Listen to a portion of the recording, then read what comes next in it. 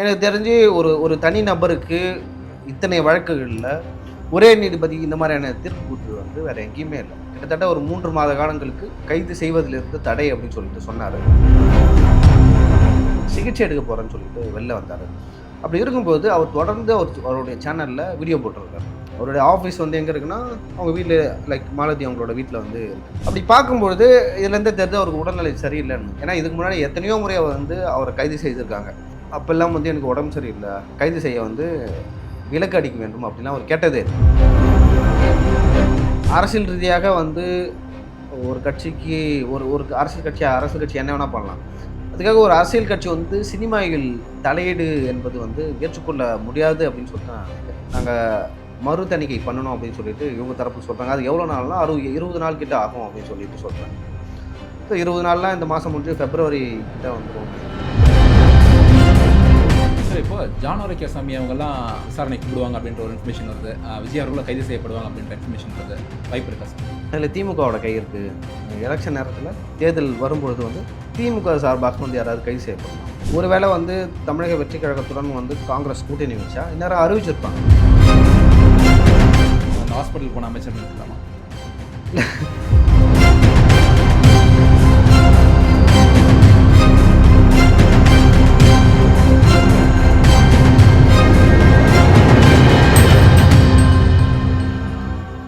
பேசு தமிழா பேசு நேயர்கள் அனைவருக்கும் வணக்கம். இன்று நம்முடன் பத்திரிகையாளர் திரு ரியோ செலின் அவர்கள் நம்முடன் இணைந்திருக்கிறார்கள். அவங்களிடம் கேட்பதற்கு நிறைய இருக்கிறது. வாருங்கள், அவங்களிடமே கேட்போம். சார் வணக்கம். வணக்கம். எப்படி இருக்கீங்க சார்? நல்லா இருக்கேன் சார். இப்போ சவுக்கு சங்கர் சார் அவங்க மேலே மீண்டும் ஒரு கேஸ் பதிவு பண்ண போகிறாங்க, அதனால தான் ஹாஸ்பிட்டலில் போய் இருந்துட்டாங்க அப்படின்ற ஒரு தகவல் சோஷியல் மீடியாவில் பரவிட்டு இருக்கு.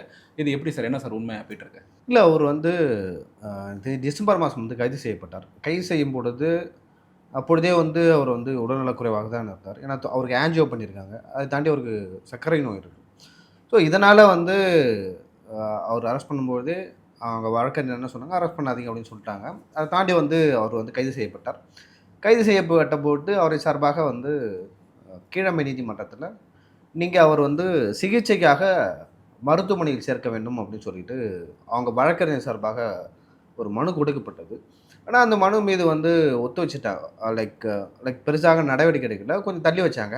அதற்கிடையில் வந்து சவுக்கு சங்கர் அவர்களின் தாயார் சென்னை உயர்நீதிமன்றத்தில் ரிட் மனு தாக்கல் செய்யப்படுகிறார். அந்த ரிட் மனு தாக்கல் செய்யப்பட்ட காலகட்டம் வந்து ரொம்ப முக்கியமான காலகட்டம். ஏன்னா அந்த காலகட்டம் வந்து விடுமுறை நாட்கள், கிறிஸ்மஸ் விடுமுறை நாட்கள். கோர்ட்லாம் உங்களுக்கு இருக்காது, 3ஆம் தேதி வரைக்கும் இல்லை. கிட்டத்தட்ட ஒரு 8லேருந்து 10 நாள் நினைக்கிறேன். ஸோ அந்த காலகட்டத்தில் தான் வந்து அரெஸ்ட் பண்ணாங்க. பண்ணும்பொழுது நீதிபதி எஸ்எம் சுப்பிரமணியம் அவர்களிடம் போனது. அவர் வந்து பார்த்தாரு. கிட்டத்தட்ட ஒரு அவங்க வழக்கறிஞர் சார்பாக 2-3 வழக்குகள் தான் வந்து எங்களுக்கு ஜாமீன் வேணும் அப்படின்னு கேட்டாங்க. கேட்ட பொழுது அவரும் வந்து கொடுத்துட்டாரு. அதன் பிறகு வந்து காவல்துறையினர் மேலும் 17 வழக்கு அவர் மேலே இருக்குது மொத்தமாகவே. ஸோ அந்த வழக்குகளில் அவரை கைது செய்வதற்கான வாய்ப்பு இருந்ததுன்னு சொல்லிட்டு வழக்கறிஞர்கள் வந்து இதை நீதிபதியிடம் எஸ்எம் சுப்பிரமணியம் அவர்களிடம் சொல்கிறாங்க. நீதிபதி எஸ்எம் சுப்பிரமணியம் அவர்கள் என்ன, அவர் மேலே எத்தனை கேஸ் இருக்கோ அதை எடுத்துகிட்டு வாங்க, நான் எல்லாத்துக்கும் சேர்த்து ஜாமீன் தரேன் அப்படின்னு சொல்லிட்டு ஓன் பெயில். ஸோ எப்போதுமே வந்து ஜாமீனுக்கு வந்து ஷூரிட்டி நிறுத்துவாங்க. ஷூரிட்டினா எப்படின்னா, ஸோ நான் இருக்குன்னா 2 பேரோட அட்ரஸ் ப்ரூஃபு, அதே போல் அவங்க வந்து வீட்டு அட்ரஸ் என்ன, ரேஷன் கார்டு அப்படின்னு சொல்லிட்டு எல்லாத்தையும் கொண்டு வர சொல்கிறாங்க. கொண்டு வர சொல்லிவிட்டு அதன் பிறகு வந்து ஜாமீன் கொடுப்பாங்க. ஸோ அப்படி ஜாமீன் கொடுக்கல, சரி நீங்கள் வந்து 1 லட்ச ரூபா பாண்ட் வாங்கிட்டு நீங்கள் கோர்ட்டுக்கு கொடுத்தாங்க, கொடுத்தோடனே வந்து உங்களை ரிலீஸ் பண்ணிடுறோம் அப்படின்னு சொல்லிட்டு சொன்னாங்க. அதன் அடிப்படையும் ஓன் பெயிலில் 17 வழக்குகளையும் வந்து நீதியரசர் எஸ்எம் சுப்பிரமணியம் வந்து கொடுத்தார்.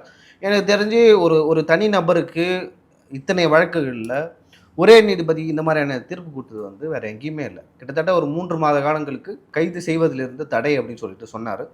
அதன் பிறகு சவுக்கு சங்கர் அவர்கள் வந்து வெளில வந்தார். வெளியில் வந்து பல்வேறு நிகழ்ச்சிகளை நீங்கள் பேசியிருப்பார், நீங்கள் பார்த்துருக்கலாம்.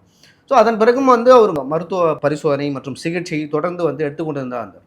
அப்படி எடுத்துக்கொண்டு இருக்கும்பொழுது ஒரு தரப்பினர் என்ன பண்ணாங்க, காவல்துறை தரப்பினர் ஒரு சிலர், எனக்கு தெரிஞ்ச சேட்டு அப்படின்னு சொல்லிட்டு நினைக்கிறேன், ஒரு காவல் ஆய்வாளர், அவர் வந்து உயர்நீதிமன்றத்தில் ஒரு வழக்கு தாக்கல் செய்கிறார். அந்த வழக்கில் என்ன சொல்லியிருக்காருன்னா, சவுக்கு சங்கர் அவர்கள் ஏன் வெளில வந்தார்னா, அவருக்கு உடம்பு சரியில்லைன்னு சொல்லிட்டு வெளில வந்தார், சிகிச்சை எடுக்க போகிறேன்னு சொல்லிட்டு வெளில வந்தார். அப்படி இருக்கும்போது அவர் தொடர்ந்து அவருடைய சேனலில் வீடியோ போட்டிருக்கார். அவருடைய ஆஃபீஸ் வந்து எங்கே இருக்குன்னா, அவங்க வீட்டில் லைக் மாலதி அவங்களோட வீட்டில் வந்து இருக்குது. அப்படி இருக்கும்பொழுது அந்த வீட்டிலேருந்து தான் வந்து வீடியோ போடுறாரு. வீடியோ போடும்பொழுது அதை தாண்டி வந்து அவர் டெய்லி போயிட்டு சிகிச்சை லைக் மருத்துவர்களை பார்த்துட்டு ஆலோசனை, அதே போல் டேப்லெட்ஸும் கண்டினியூஸாக எடுத்துருக்காரு. இப்போ ரீசெண்டாக வந்து அவருக்கு வந்து இன்னொரு உடல்நலக்குறைவாகவும் ஏதோ ஒரு சிகிச்சை அளிக்கப்பட்டது. ஸோ அதற்கும் வந்து டாக்டர் என்ன சொன்னாங்க, நீங்கள் வந்து மருத்துவமனையில் வந்து அனுமதிக்கப்பட வேண்டும் அப்படின்னு சொல்லிட்டு சொன்னாங்க. அவரும் வந்து சிகிச்சை எடுத்திருந்தார். அந்த ஃபோட்டோவும் நீங்கள் பார்த்துருப்பீங்க. அப்படி பார்க்கும்பொழுது இதுலேருந்தே தெரியுது அவருக்கு உடல்நிலை சரியில்லைன்னு. ஏன்னா இதுக்கு முன்னாடி எத்தனையோ முறை அவர் வந்து அவரை கைது செய்திருக்காங்க. அப்பெல்லாம் வந்து எனக்கு உடம்பு சரியில்லை, கைது செய்ய வந்து விலக்கு அளிக்க வேண்டும் அப்படிலாம் அவர் கேட்டதே இல்ல. இப்போ ஏன் கேட்குறாங்கன்னா, அவருக்கு இப்போ வந்து உண்மையாகவே உடம்பு சரியில்ல. ஸோ அதனால அந்த மாதிரியான ஒரு விஷயத்த கேட்குறாரு. ஸோ இந்த வழக்கு வந்து நான் சொன்னேன்ல, அவர் வந்து வீடியோ போட்டிருக்காரு. ஸோ அதில அந்த அந்த அதனால வந்து அவருக்கு உடம்பு சரியில்ல அப்படின்னு சொல்லிட்டு காவல்துறையை நெனச்சுக்கிட்டு சென்னை உயர்நீதிமன்றத்தில வழக்கு போடுறாங்க. அப்படி போடும்பொழுது நீதியரசர் வேல்முருகன் அவர்களிடம் போது, நீதியரசர் வேல்முருகன் அவர்களிடம் போகும்பொழுது, இவங்க தரப்பு என்ன நினைக்கிறாங்க, சவுக்கு சங்கரோட தரப்பு, அவர்கிட்ட போனா வந்து எனக்கு எதிராக தீர்ப்பு வருவதற்கு வாய்ப்பு இருக்கு. ஸோ அதனால வந்து வேறு நீதிபதியிடம் இந்த வழக்க வந்து கொடுக்க வேண்டும் சொல்லிட்டு சவுக்கு சங்கர் அவருடைய வழக்கறிஞர்கள் சொல்றாங்க. அதுக்கு வந்து நீதியரசர் வேல்முருகன் என்ன சொல்றாருன்னா, "ஜி உங்களுக்கு வந்து வேற நீதிபதியிடம் இந்த வழக்கு போகணும்னா, சென்னை உயர்நீதிமன்றத்தில தலைமை நீதிபதி இருக்கார். அவர்கிட்ட போயிட்டு இந்த வழக்க வந்து மாத்தி குடுங்கன்னு கேளுங்க. அவர் குடுப்பாரு. அதன் பிறகு நான் பண்றேன்" அப்படின்னு சொல்லிட்டு சொல்லிருக்காரு. ஸோ அதற்கிடையே வந்து இன்னைக்கு அந்த கேஸ் வந்து ஒரு 2:30 3 மணிக்கு வருது. வரும்போது வேல்முருகன் அவர்கள் வந்து என்ன உத்தரவிட போறாருன்னு சொல்லிட்டு தெரியல. ஏன்னா காவல்துறை தரப்பினர் ஒரு பென் டிரைவ்ல என்ன குடுத்துருக்காங்கன்னா, இதுவரைக்கும் இத்தன நாள் வந்ததுல வெளிவந்ததுல வீடியோ. அந்த வீடியோவெல்லாம் பென் டிரைவ்ல கொடுத்து அவரிடம் கொடுத்துருக்காங்க. ஸோ இவர் வந்து ஹாஸ்பிட்டல் போல, சிகிச்சை எடுக்கலன்னு சொல்லிட்டு இவங்க தரப்பு சொல்றாங்க. ஆனா உண்மையாகவே வந்து சவுக்கு சங்கர் அவர்களுக்கு உடம்பு சரியில்ல. ஏன்னா அவங்க தரப்புல நான் விசாரிச்சு பார்த்தேன். அவங்க தரப்புல என்ன சொல்றாங்கன்னா, அவருக்கு வந்து கொஞ்சம் இப்போ முடியல. அதனால தான் பெட்ல போய் சேர்ந்திருக்காரு. ஏன்னா அவரு போய் பெட்ல படுத்துருக்குது அந்த மாதிரியான ஃபோட்டோக்கள்லாம் வெளியிடவே மாட்டார். இப்போ வெளியிடுறாருன்னா அவருக்கு உடம்பு சரியில்ல. புரியுதுங்களா? இதுக்கு முன்னாடியும் வந்து அவர் இந்த மாரி நான் முன்னாடியே சொன்ன மாரி போய் பெட்ல வந்து பயந்துகிட்டுலாம் போய் படுக்கிறது இல்ல. இப்போ உண்மையாவே அவருக்கு உடல்நிலை சரியில்ல. அதனால தான் வந்து அந்த மாரியான புகைப்படங்கள்லாம் வெளியிடுறாரு. நெறைய பேர் அது நாடகம், உண்மை இல்ல அப்படின்னு சொல்லிட்டு சொல்றாங்க. அதெல்லாம் உண்மை இல்ல. உண்மையாகவே அவருக்கு வந்து உடம்பு சரியில்ல. ஸோ இப்போ நீதிமன்றத்தில வந்து அந்த மனு வந்து தாக்கல் செய்வாங்க. என்னென்ன உடல்நிலை அவர் பாதிப்புகள் ஏற்பட்டிருக்கு, என்னென்ன சிகிச்சைகள் எடுத்துக்கொண்டிருக்காரு. அத பார்த்துட்டு வந்து நீதிபதி அவர்கள், நீங்க வந்து இந்த ஜாமீன்ல தொடரலாம் அப்படின்னு கூட சொல்றதுக்கான வாய்ப்பு இருக்கு. இல்ல வேற ஏதாவது தீர்ப்பு வருமா அப்படின்னு சொல்லிட்டு நம்ம பொறுத்திருந்து தான் பார்க்கணும். சார் இப்ப தாவேக்காவுடைய தலைவர் விஜய் அவர்கள் சிபிஐ அலுவலகத்துக்கு 2வது தடவ போயிட்டு வந்திருக்காங்க. என்ன இன்ஃபர்மேஷன்ஸ் வருது சார் அப்ப அங்கருந்து? இல்ல முதல்ல இது வந்து ஒரு நெறைய பேர் என்ன சொல்றாங்க, அரசியல் நோக்கத்துக்காக இது பண்றாங்க அப்படின்னு சொல்லிட்டு. பாஜக வந்து ஒரு மாநிலத்தில ஆட்சியை பிடிக்கன்னா இந்த மாரியான ஏஜென்சி வச்சு பல வேலைகள செய்வாங்க. அதுல வந்து ஒண்ணு தான் இது. ஜனநாயகன் படத்துல வந்து இந்திய இறையாண்மைக்கு எதிராக பேசப்பட்டதானா? இல்ல. இல்ல இந்திய அரசாங்கங்களுக்கு ஏதாவது பேசப்பட்டதுனா? இல்ல. இங்க வந்து பாஜக மாரி நெறைய கட்சி வரும். இதுக்கு முன்னாடி காங்கிரஸ் இருந்தது. அதுக்கு முன்னாடி வந்து ஜனதா தளம் அது கூட்டணி கட்சிகள்லாம் இருந்தது. இப்போ ஒவ்வொரு தடவையும் பார்த்தீங்கன்னா, ஒவ்வொரு கட்சி வந்து தமிழ்நாட்ட ஆளும். ஸோ அந்த கட்சி தான் இந்திய அரசாங்கம், இல்ல இந்தியா அப்படின்னு நம்ம எடுத்துக்கொள்ளக்கூடாது. அது ஒரு கட்சி. அந்த கட்சியில இருக்கிற அமைச்சர்களால் வந்து இந்தியா ரூல் பண்ணப்படுது. அப்போ நம்ம ஒரு அரசியல் ஒரு ஒரு பத்திரிக்கையாளராகவோ அல்லது ஒரு படமாகவோ நம்ம யாரை விமர்சிப்போம்னா, அவங்கள தான் விமர்சிப்போம். ஸோ அந்த வகையில ஜனநாயகன் படத்தில வந்து நிறைய விமர்சனங்கள் வந்து பாஜக மேல இருக்கலாம். மத்தியில் ஆளும் பாஜக மேல இருக்கலாம். அதேபோல மாநிலத்தில் ஆளும் தமிழக அரசின் மேலும், திமுக அரசின் மேலும் கூட இருக்கலாம். அதற்காக ஒரு படத்தை முடக்குவது என்பது ஏற்றுக்கொள்ளக்கூடாது அப்படின்னு நான் நினைக்கிறேன். ஏன்னா, எப்பொழுதுமே வந்து அவருடைய படம் பொங்கல் அன்று வரும். ஆனா, இந்த முறை நீங்க பார்த்துருக்கலாம். வரவே இல்ல. அவர் ரசிகர்கள்லாம் ஏமாந்துட்டாங்க. அரசியல் ரீதியாக வந்து ஒரு கட்சிக்கு ஒரு ஒரு அரசியல் கட்சி என்ன வேணா பண்ணலாம். அதுக்காக ஒரு அரசியல் கட்சி வந்து சினிமாவில் தலையீடு என்பது வந்து ஏற்றுக்கொள்ள முடியாது அப்படின்னு சொல்லிட்டு நான் நினைக்கிறேன். இன்னைக்கு வந்து விசாரணை வந்தது. விசாரணைக்கு வரும்பொழுது பல்வேறு விஷயங்கள் குறித்து இந்த 2 தரப்பிலும் வந்து வாதங்கள் வைக்கப்பட்டது. அதுக்கு முன்னாடி வந்து இந்த வழக்கு வந்து உயர்நீதிமன்றத்தில வந்து அ நீதிய நீதிபதி ஆயிஷான்னு நினைக்கிறேன். பேர் எனக்கு சரியா தெரியல. அவங்க வந்து என்ன சொல்றாங்கன்னா, படத்த வெளியிடலாம்னு சொல்லிட்டு சொல்றாங்க. தணிக்கை குழு என்ன பண்ணுதுன்னா, மேல போகுது. வெளியிட முடியாது அப்படின்னு சொல்லிட்டு சொல்றாங்க. அவங்க மேல்முறையீடு செய்றாங்க. மேல்முறையீடு செய்யும்பொழுது, நீங்க வந்து சென்னை உயர்நீதிமன்றத்திலே போய் இத பார்த்துக்கங்க அப்படின்னு சொல்லிட்டு சொல்ட்டாங்க. இன்னைக்கு அந்த வழக்கு வந்தது. எங்க 2 தரப்பும் என்ன கேட்குறாங்கன்னா, எங்களுக்கு 1/2 ஹவர் கிட்ட அவகாசம் வேணும். இந்த வழக்கு தொடர்பாக பேசுறதுக்கு அப்படின்னு சொல்லிட்டு சொன்ன உடனே, ஸோ சரி உங்க வாதங்கள வைங்க அப்படின்னு சொல்லிட்டு சொல்றாங்க. அதுக்கு தணிக்கை அந்த வாரியம் என்ன சொல்றாங்கன்னா, அவங்க பல புகார்கள அடுக்குறாங்க. ஸோ நாங்க வந்து மேல்முறையீட்டுக்கே போல. இவங்க முந்திக் கொண்டு மேல்முறையீட்டுக்கு போயிட்டாங்க. ஏற்கனவே வந்து தணிக்கை சான்றிதழ் கொடுத்த ஒரு படத்தின் மேல மீண்டும் வந்து தணிக்கை என்பது வந்து ஏற்றுக்கொள்ளக்கூடாது அப்படின்னு சொல்லிட்டு இவங்க சொல்றாங்க. அப்ப திரும்ப வந்து எப்போ நாங்க மறு தணிக்கை பண்ணணும் அப்படின்னு சொல்லிட்டு இவங்க தரப்பு சொல்கிறாங்க. அது எவ்வளோ நாள்னா 20 நாள் கிட்ட ஆகும் அப்படின்னு சொல்லிட்டு சொல்கிறாங்க. ஸோ 20 நாள்லாம் இந்த மாதம் முடிஞ்சு பிப்ரவரி கிட்ட வந்துரும்னு நினைக்கிறேன். ஸோ பொறுத்திருந்து தான் பார்ப்போம். என்னை பொறுத்த வரைக்கும் வந்து சினிமாவில் பெரிதாக வந்து நம்ம அரசு செய்ய வேண்டிய தேவையில்லைன்னு நினைக்கிறேன். ஏன்னா இதுக்கு முன்னாடி வந்து இதை விட வந்து சர்ச்சையான படங்கள் வந்து இந்தியா முழுவதும் வந்து ரிலீஸ் ஆகிருக்கு. அந்த படம் வரும்போது எல்லாம் வந்து சர்ச்சை தான். எனக்கு தெரிஞ்சு காஷ்மீர் ஃபைல்ஸ், அதுக்கப்புறம் கேரளா ஸ்டோரி அப்படின்னு சொல்லி நிறைய படங்கள். ஏன்னா அந்த படம்லாம் நான் பார்த்ததில்ல, எனக்கு ஞாபகம் இல்லை. மோடி பயோகிராஃபி கூட வந்துருக்கு சார். அது 2008. அது அது அது கூட வந்து ஒரு தனி மனிதனோட வாழ்க்கையை நம்ம சர்ச்சையும் சொல்ல முடியாது. ஒரு சமூகத்துக்கு எலெக்ஷன் எதிராக டயத்துல வந்தது. எலெக்ஷன் டயத்துல ரிலீஸ் பண்ணாங்க. ஸோ அதுதான் வந்து சர்ச்சையும் சொல்ல முடியும். ஸோ அது மேலேயும் விமர்சனங்கள் வந்தது. ஒரு படம் ரிலீஸ் ஆகிறதுக்கு முன்னாடியே வந்து அதில் வந்து சர்ச்சையாக இருக்குது, தேவையில்லாத இருக்குது அப்படின்னு நம்ம சொல்ல முடியாது. ஓகேங்களா? ஸோ அந்த வகையில் வந்து இந்த ஜனநாயகன் படம் லைக் இந்த மாதிரி வெளியிடாமல் தடை செய்வது வந்து என்னை பொறுத்த வரைக்கும் தனிப்பட்ட முறையில் வந்து யாரோ ஒருவரின் அரசியல் ஆதாயத்துக்காக அதை பண்ணுறாங்க. அது பண்ணக்கூடாதுன்னு நான் நினைக்கிறேன். சரி, இப்போ ஜான் ஆரோக்கியசாமி அவங்கெல்லாம் விசாரணை கூப்பிடுவாங்க அப்படின்ற ஒரு இன்ஃபர்மேஷன் வருது. விஜய் அவர்களும் கைது செய்யப்படுவாங்க அப்படின்ற இன்ஃபர்மேஷன் வருது. வாய்ப்பு இருக்கா சார்? ஸோ விஜய் கைது செய்யப்படுவாரா மாட்டாரா என்பது அது ஒரு ஓரமாக வச்சிடலாம். இப்போ வந்து பாஜக இந்தியாவில் 3வது முறையாக ஆட்சியை பிடிச்சிருக்கு. எதிர்க்கட்சியில் வந்து ராகுல் காந்தி அவர்கள் இருக்கார். ஸோ அவங்க மேலேயும் வந்து அந்த நிறைய வழக்குகள், பூஃபா சூழல் வழக்கு, நேஷனல் ஹெரால்டு அப்படின்னு சொல்லிட்டு நிறைய வழக்குகள் அவங்க குடும்பத்து மேலே இருக்குது. அப்படி இருக்கும்போதும் வந்து ராகுல் காந்தி அவர்களை வந்து தொடவே இல்லை பாஜக. காரணம் என்னன்னு நீங்கள் நினைக்கிறீங்க? தொட்டா வளர்ந்துருவாங்க. தொட்டா வளர்ந்துருவாங்க ஒன்று. அதை தாண்டி வந்து எதுக்கு தேவையில்லாமல் சர்ச்சையாக ஆகணும், நம்ம எதுக்கு லைம் லைட்டில் வைக்கணும்? ஒரு வேளை வந்து பாஜக அவர்கள் அவங்க ஊழலே செய்திருந்தாலும் அதை நம்ம கைது செஞ்சால் அதுக்கு அவர்கள் சாதகமாக போவோம், ஒரு சிம்பத்தி கிரியேட் ஆகும் அப்படின்னு சொல்லிட்டு பாஜக பண்ணலை. ஸோ இங்கேயும் வந்து நான் அப்படி தான் பார்க்குறேன். விஜய் அவர்களை வந்து அவர் மேலே வந்து அந்த குற்றப்பத்திரிக்கையில் அவர் பெயரை சேர்த்தாலோ அல்லது அவர் வந்து கைது செய்யப்பட்டாலோ அது வந்து அவருக்கு ஃபேவராக மாறும்.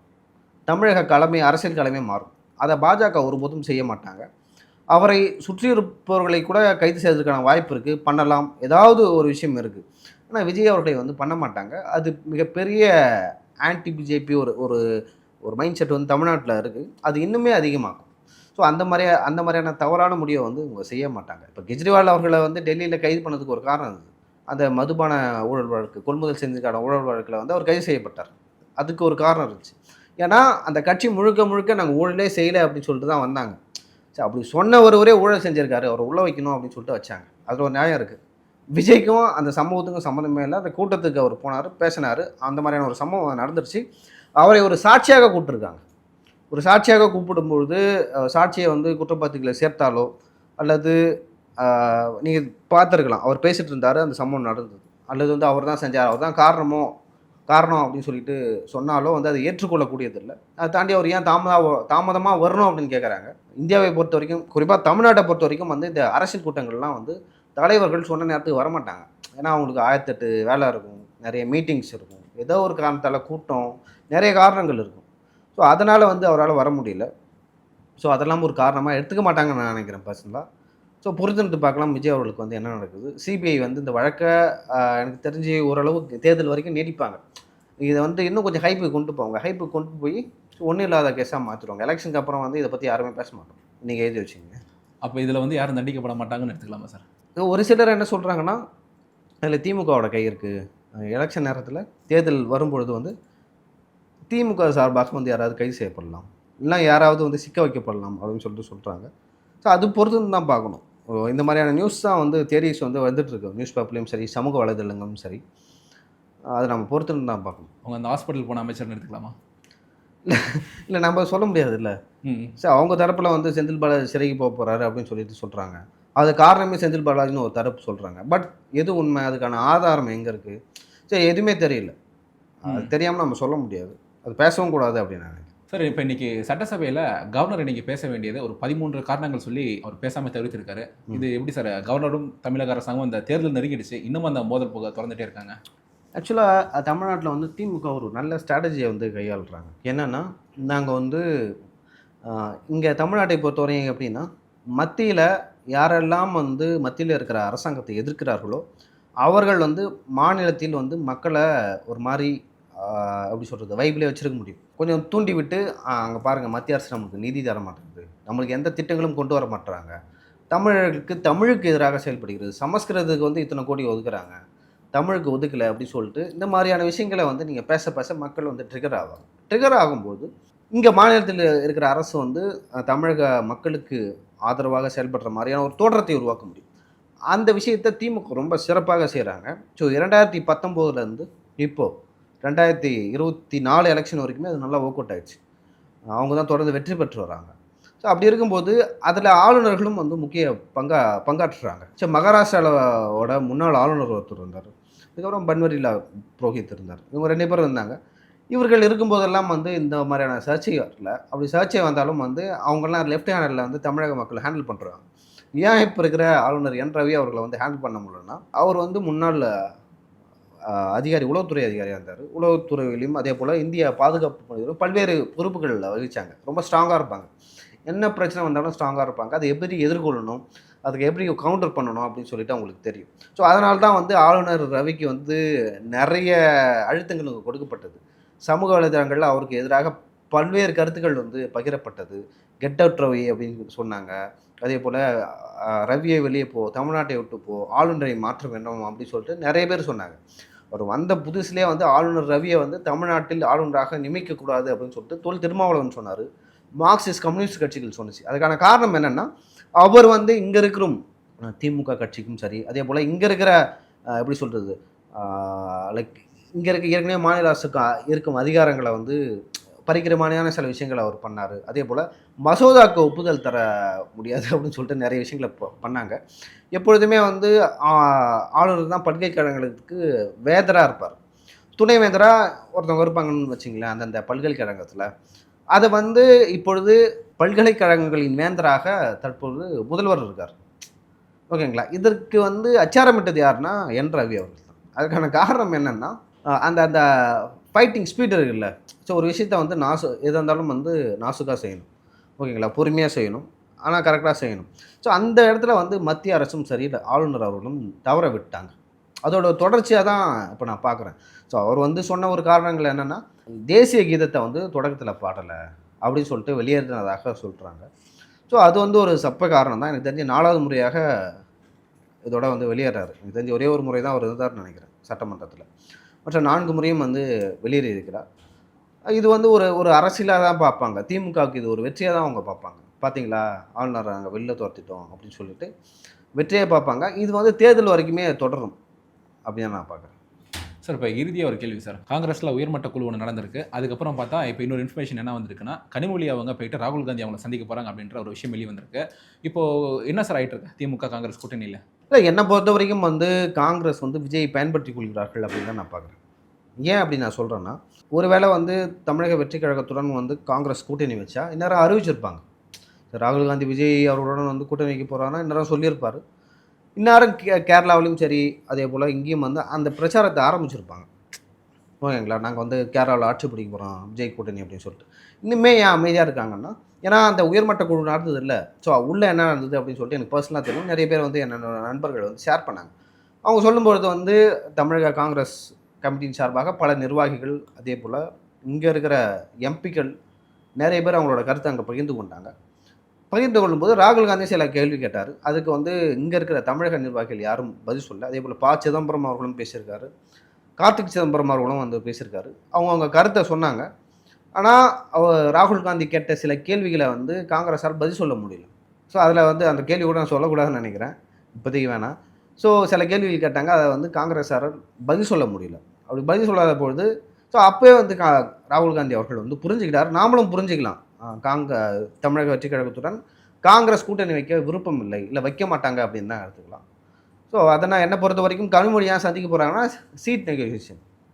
நீங்கள் வந்து தமிழக வெற்றி கழகத்துக்கு போகாதீங்க, இந்த சட்டமன்ற தேர்தலில் உங்களுக்கு குறைவாக சீட்டு கொடுக்குறோம், நாடாளுமன்ற தேர்தலில் நீங்கள் எக்ஸ்ட்ரா கூட வாங்கிங்க, இல்லை அதே 10 சீட்டு கூட தரோம் அப்படியான ஒரு வாக்குறுதிகள் கொடுக்கலாம்.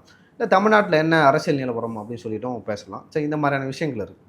ஏற்கனவே வந்து இதே போல் 2021 அந்த சட்டமன்ற தேர்தலையும் இந்த மாதிரி ஒரு பிரச்சனை வந்தது. அப்போ சபரீசன் அவர்கள் தான் போயிட்டு டெல்லியில் இருக்கிற சோனியா காந்தி மற்றும் ராகுல் காந்தி போய் பார்த்தாரு. அப்போ அந்த பிரச்சனை வந்து ஓரளவு சரி செய்யப்பட்டது. இப்போ வந்து கனிமொழி பார்க்குறாங்க. ஏன் கனிமொழி பார்க்குறாங்கன்னா, சரி கனிமொழி வந்து டெல்லி அரசியலை வந்து அவங்க கைக்குள்ளே வச்சுருக்காங்க அப்படின்னு சொல்லிட்டு நம்ம எடுத்துக்கலாம். சார், நிறைய விஷயங்களை குறித்து எங்கிட்ட பேசுனீங்க சார். சவுக்கு சங்கர் சார் அவர்கள் நலம் பெற எங்கள் சேனல் சார்பாக வாழ்த்துக்கள். உங்களுக்கு நன்றி. உலக தமிழ் சொந்தங்களுக்கு வணக்கம். நான் ராஜவேல் நாகராஜன். பேசு தமிழா பேசு வலையொலியுடைய வளர்ச்சிக்கு நீங்களும் உறுதுணையாக இருக்கணும்னு நினச்சிங்கன்னா இந்த வீடியோடைய டிஸ்கிரிப்ஷனில் இருக்கக்கூடிய ரேசர் பே லிங்கை கிளிக் பண்ணுங்கள். அந்த லிங்க்கில் போயிட்டு உங்களுக்கு விருப்பமான தொகையை பேசு தமிழா பேசுவனுடைய வளர்ச்சிக்கு உங்களுடைய பங்களிப்பாக நீங்கள் கொடுக்கலாம். நன்றி, வணக்கம். ரேபிஸ் உள்ள வந்துடுச்சுன்னா அதோட அறிகுறிகள் ஆரம்பிச்சிருச்சுன்னா அதுக்கு ட்ரீட்மெண்ட்டே கிடையாது. 100% மரணம். பாதுகாப்பு இல்லாத உடலுறவு வைக்கும் பொழுது இந்த மருக்கள் பாதிக்கப்பட்ட நபர் கிட்ட இருந்து இன்னொருத்தருக்கு ஈஸியாக பரவலாம். ஃபர்ஸ்ட் நமக்கு சுகர் இருக்கான்றதை செக் பண்ணிக்கணும். சுகர் இருக்கக்கூடிய நிறைய நபர்களுக்கும் கண் எரிச்சல் ஏற்படும். 2-3 பேர் at 20A டயபெட்டிஸ் வரக்கூடிய வாய்ப்பு இருக்குது. இதை ராத்திரி 8 மணிக்கு மேலே இவங்க ரெகுலராக சாப்பிட ஆரம்பிச்சாங்கன்னா சைக்கிளிங் பண்ணுறவங்களுக்கு நான் எழுதியே தரலாம், ஹார்ட் ப்ராப்ளம் வராது அப்படின்னு. பேசு தமிழா பேசு சேனலுக்கு ஆதரவு தந்து கொண்டிருக்கக்கூடிய பார்வையாளர்களுக்கு வணக்கம். அரசியல் ஆன்மீகம்னு மட்டும் இல்லாம இப்போ ஹெல்த்லயும் நம்ம வந்தாச்சு. ஹெல்த் சம்பந்தமான பிரச்சனைகளுக்கும் ஹெல்த் டிப்ஸுக்கும் ஹெல்த் கேருக்கும் இல்ல ஹெல்த் பத்தி ஏதாவது தெரிஞ்சுக்கணும் அப்படின்னு நினைச்சீங்கன்னா ஹெல்த் குரு சேனல் கண்டிப்பா உங்களுக்கு யூஸ்ஃபுல்லா இருக்கும். பேசு தமிழா பேசு சேனலுக்கு கொடுக்கக்கூடிய இதே சப்போர்ட்டை ஹெல்த் குரு யூடியூப் சேனலுக்கும் கொடுத்து அந்த சேனலை சப்ஸ்கிரைப் பண்ணி உங்க நண்பர்களுக்கு ஷேர் பண்ணும்படி கேட்டுக்கிறோம். நம்ம ஹெல்த் குரு சேனலோட லிங்கை டிஸ்கிரிப்ஷன்ல தரோம், மறக்காம செக் பண்ணி பாருங்க.